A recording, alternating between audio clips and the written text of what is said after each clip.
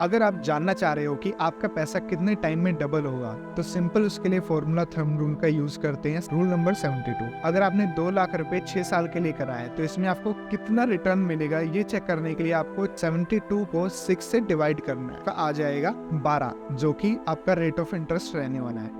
इसी में अगर आप जानना चाह रहे हो कि कितना टाइम लगेगा हमारे पैसे को डबल होने में, तो उसके लिए आपको 72 को रेट ऑफ इंटरेस्ट से आपको डिवाइड करना रहेगा। जैसे कि अगर 72 को हम 12% से करते हैं तो 12 छिके 72 होता है, तो 72 मीन्स कि आपका 6 साल में आपका जो पैसा है वो डबल हो जाए। अगर आप जानना चाहते हैं कि आपका पैसा कितने साल में 3 गुना होगा, तो उसके लिए है रूल नंबर 114। मान लेते हैं कि 2 लाख आपने इन्वेस्ट करे 8 साल के लिए, आपको कितना रेट ऑफ इंटरेस्ट चाहिए जिसके जरिए कि ये मिल जाए। अगर आप 114 को 8 से डिवाइड करते हैं तो आपके पास जो रिजल्ट आएगा वो 14.25 आएगा, यानी कि अप्रोक्सीमेटली 14 साल में आपका जो पैसा है वो 3 गुना हो जाएगा।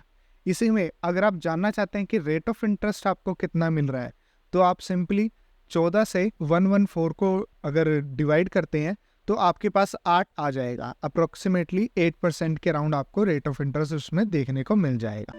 रूल नंबर 3 आपको हेल्प करता है आपका जो पैसा है वो कितने साल में 4 गुना होगा और कितने इंटरेस्ट से होगा। जैसे अगर आपने 2 लाख रुपए 8% के हिसाब से इन्वेस्ट किया है, तो कितने साल में वो पैसा 4 गुना होगा वो जानने में हेल्प करेगा।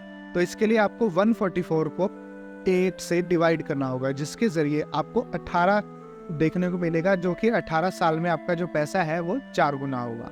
वहीं अगर आप जानना चाहते हैं कि कितना रेट ऑफ इंटरेस्ट पे हमारा जो पैसा है वो कितने साल में हो जाएगा 4 गुना, तो उसके लिए आपको मान लेते हैं कि आपने पैसा जो है वो 10 साल के लिए इन्वेस्ट किया है, तो उसमें कितना इंटरेस्ट लगे कि वो आपका जो पैसा है वो 4 गुना हो जाए। तो उसके लिए आपको 144 को डिवाइड करना होगा 10 से, तो उसमें आपका जो रेट ऑफ इंटरेस्ट है वो निकल के आ जाएगा। जो रेट ऑफ इंटरेस्ट आएगा वो आपका 14.4 आने वाला है।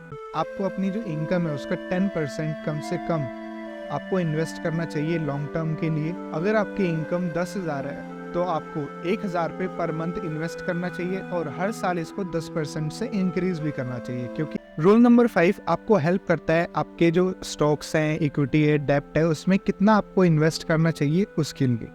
तो जो रूल नंबर 5 है वो है 100 माइनस एज, यानी कि जितनी भी आपकी एज है उसको 100 से माइनस करेंगे तो जितना भी आपके पास बचता है, लाइक अगर मान लेते हैं मेरी उम्र है 25 साल है ना, सो मैं इक्विटी में कितना इन्वेस्ट कर सकता हूँ, जितना भी मेरी इन्वेस्टमेंट है उसका मैं 75% इस पे इन्वेस्ट कर सकता हूँ, और जो बाकी मेरे 25% बचता है उसको मैं डेब्ट में इन्वेस्ट कर सकता हूँ।